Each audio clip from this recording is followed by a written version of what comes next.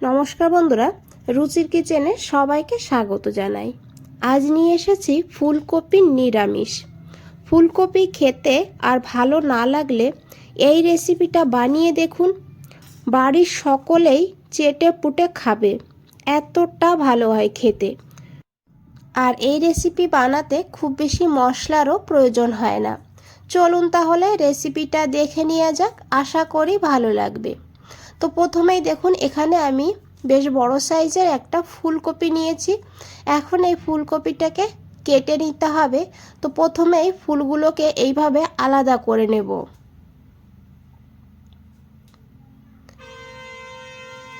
তো এইভাবে আমি ফুলগুলোকে আলাদা করে নিয়েছি।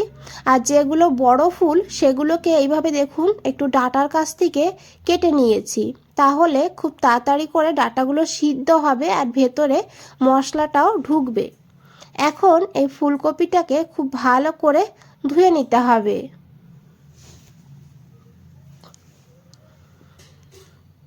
এখানে দেখুন আমি ফুলকপিটাকে খুব ভালো করে ধুয়ে একটা প্লেটে নিয়ে নিয়েছি।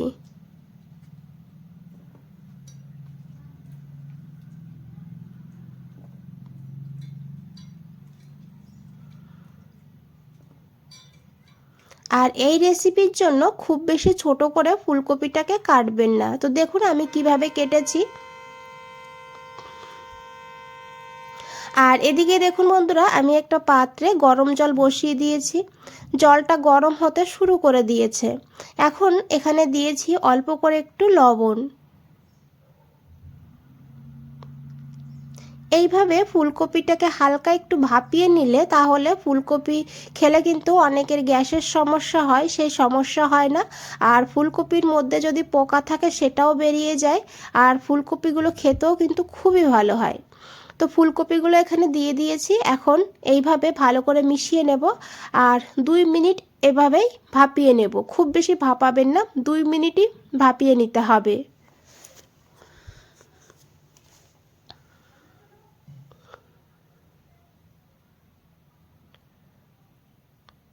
তো দেখুন এখানে জলটা ফুটতে শুরু করে দিয়েছে। এখন কিন্তু গ্যাসের ফ্লেমটা অফ করে দিতে হবে।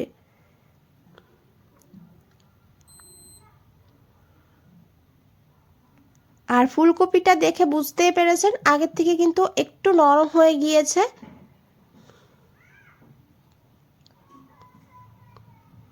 যখন এইভাবে ফুটতে শুরু করবে তখন কিন্তু গ্যাসটা বন্ধ করে দিতে হবে। আর তারপরে এই ফুলকপিগুলোকে তুলে নিতে হবে। এই গরম জলের মধ্যে রাখা যাবে না, না হলে ওভার কুক হয়ে যাবে।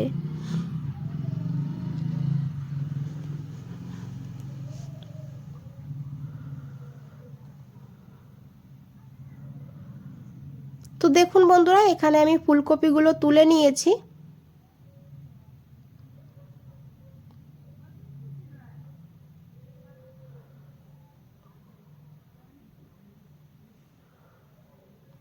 আর এদিকে দেখুন একটা কড়াই বসিয়ে দিয়েছি। কড়াইটাকে খুব ভালো করে গরম করে নিতে হবে।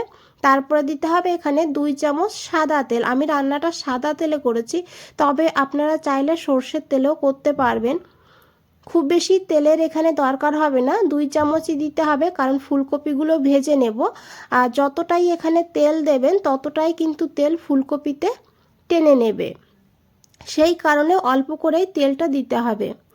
তারপরে দিয়েছি এখানে অল্প করে হলুদের গুঁড়ো, অল্প করে লবণ। তারপরে এখানে সেই ভাপিয়ে রাখা ফুলকপিগুলো দিয়ে দিয়েছি।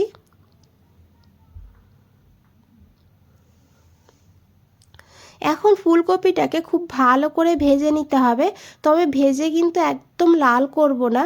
তো গ্যাসের ফ্লেমটা মিডিয়াম টু লোতে রেখে তারপরে এইভাবে আস্তে আস্তে একটু সময় নিয়ে ফুলকপিটাকে ভালো করে ভেজে নিতে হবে।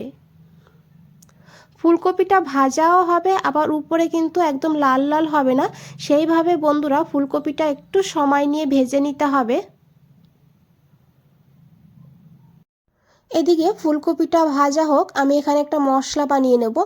তো প্রথমেই দেখুন আমি 2 চামচ মতন চারমগজ ভিজিয়ে রেখেছি। এই চামচেরই 2 চামচ চারমগজ এখানে আমি প্রায় 15 থেকে 20 মিনিট আগে ভিজিয়ে রেখেছি। তার সঙ্গে 10টা মতন কাজু বাদাম। এগুলো ভিজিয়ে রাখলে যখন এটাকে বেটে নেব তখন একদম মিহিভাবে পেস্ট করা হবে, সেই কারণে ভিজিয়ে রেখেছি। এখন এদিকে একটা মিক্সচার গ্রাইন্ডারের মধ্যে এই কাজু বাদাম আর চারমগজটাকে দিয়ে দিয়েছি। আর এর সঙ্গে নিয়েছি 1 ইঞ্চি আদা ছোট ছোট করে কেটে নিয়েছি, আর নিয়েছি 2টো কাঁচা লঙ্কা। তবে ঝাল আপনারা আপনাদের প্রয়োজন মতো এখানে বাড়িয়ে কমিয়ে নিতে পারেন। আর এখন এর একটা পেস্ট বানিয়ে নিতে হবে। তো দেখুন আমি কিভাবে বেটে নিয়েছি, একদম কিন্তু ক্রিমের মতন হয়ে গিয়েছে। এখানে দেখুন বন্ধুরা ফুলকপিটাও ভাজা হয়ে গিয়েছে। এইভাবে ফুলকপিটাকে ভেজে নেবেন।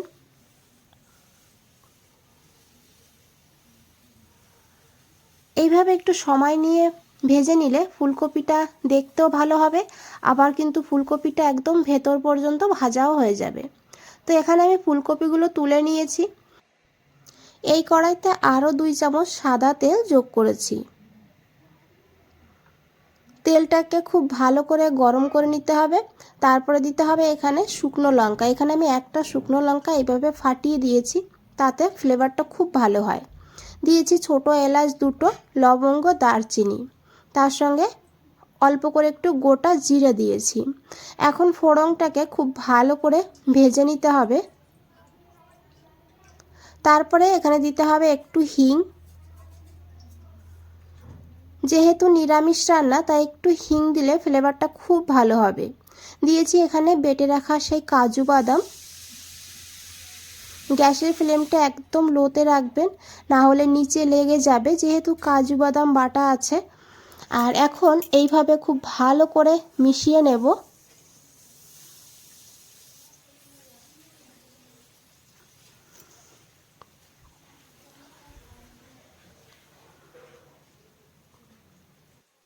এখন এখানে দিতে হবে সামান্য একটু হলুদের গুঁড়ো। খুব বেশি হলুদের গুঁড়ো এই রেসিপিতে লাগবে না। আর সামান্য একটু কাশ্মীরি লঙ্কার গুঁড়ো দিয়েছি, দেখুন বন্ধুরা 1/4 চামচ মতন দিয়েছি। আর দিয়েছি 1/2 চামচ ধনিয়ার গুঁড়ো, আর দিয়েছি 1/2 চামচ গোলমরিচের গুঁড়ো। আমি 2টো কাঁচা লঙ্কা দিয়েছি আর 1/2 চামচ গোলমরিচের গুঁড়ো দিয়েছি। তবে আপনারা আপনাদের প্রয়োজন মতন এখানে গোলমরিচের গুঁড়োটা দিয়ে দেবেন। দিয়েছি এখানে পরিমাণ মতন লবণ। আর এখন খুব ভালো করে মিশিয়ে নিতে হবে। এখানে অল্প করে একটু জল যোগ করব, তাহলে মশলাটা নিচে লেগে যাবে না, আর মশলাটা খুব ভালো করে কষানো হবে। তো দেখুন জলটা দিয়ে খুব ভালো করে মিশিয়ে নেব। বন্ধুরা রেসিপিটা যদি ভালো লাগে তাহলে একটা লাইক করে দেবেন, চ্যানেলটাকে সাবস্ক্রাইব করে পাশে থাকবেন, কমেন্টসে জানাবেন কেমন লেগেছে। তো দেখুন খুব ভালো করে মিশিয়ে নিয়েছি। এখন ঢাকা দিয়ে 2 মিনিট রেখে দিয়েছি লো ফ্লেমে। 2 মিনিট পর ঢাকনাটা সরিয়ে নিয়েছি। আশা করি বন্ধুরা দেখে বুঝতেই পেরেছেন মশলাটা পুরোপুরিভাবে কষানো হয়ে গিয়েছে, আর মশলার উপরে কিন্তু তেলও ভেসে উঠেছে। এইভাবে লো ফ্লেমে একটু সময় নিয়ে মশলাটাকে কষিয়ে নিতে হবে। খেতে দুর্দান্ত হয়, একবার হলেও এই পদ্ধতিতে বানিয়ে দেখুন। আর যে কোনো পুজো পার্বণে বা নিরামিষ দিনে এই রেসিপিটা বানিয়ে দেখবেন। ভাত, রুটি, লুচি, পোলাও, ফ্রাইড রাইস সব কিছুর সঙ্গে খেতে দুর্দান্ত হয়। তো দেখুন মশলাটা কষানোর পর আমি দিয়ে দিয়েছি ভেজে রাখা ফুলকপি। আর এইভাবে ফুলকপির সঙ্গে মশলাটাকে ভালো করে একটু সময় নিয়ে কষিয়ে নিয়েছি। এখন এখানে প্রায় 1 গ্লাস গরম জল দিয়ে দিতে হবে। খুব বেশি জল দেবেন না এই রান্নাতে। দিয়ে খুব ভালো করে মিশিয়ে নিতে হবে। তো দেখুন আমি কিভাবে জলটা দিয়েছি।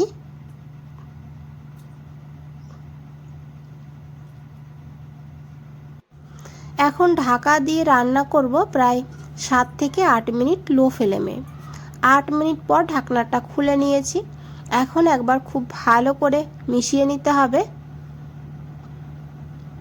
আর এখানে ফুলকপিগুলো খুব ভালোভাবে সিদ্ধ হয়ে গিয়েছে। আর ঝোলটা যতটা দেখছেন এটা ঠান্ডা হয়ে যাওয়ার পর আরেকটু টেনে যাবে। তো এই অবস্থায় কিন্তু নামাতে হবে।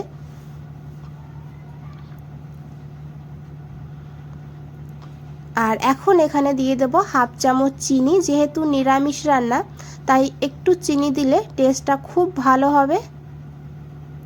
চিনিটা দিয়ে খুব ভালো করে মিশিয়ে নিতে হবে। আর 3টে দিয়েছি কাঁচা লঙ্কা, সুন্দর ফ্লেভার হবে এই সময় কাঁচা লঙ্কা দিলে। তার সঙ্গে অল্প করে একটু গরম মশলার গুঁড়ো দিয়েছি। আর তারপরে খুব ভালো করে মিশিয়ে নিতে হবে। তারপরে 1 চামচ ঘি দিয়ে গ্যাসটা বন্ধ করে দিতে হবে। তারপরে ঢাকা দিয়ে 5 মিনিট মতন স্ট্যান্ডিং টাইমে রেখে দিতে হবে। বন্ধুরা, আশা করি দেখে বুঝতেই পেরেছেন রেসিপিটা কতটা লোভনীয় হয়েছে আর কতটা সহজ বানানো, খেতেও কিন্তু অসাধারণ। একবার হলেও বানিয়ে দেখবেন, তারপরে কমেন্টসে জানাবেন।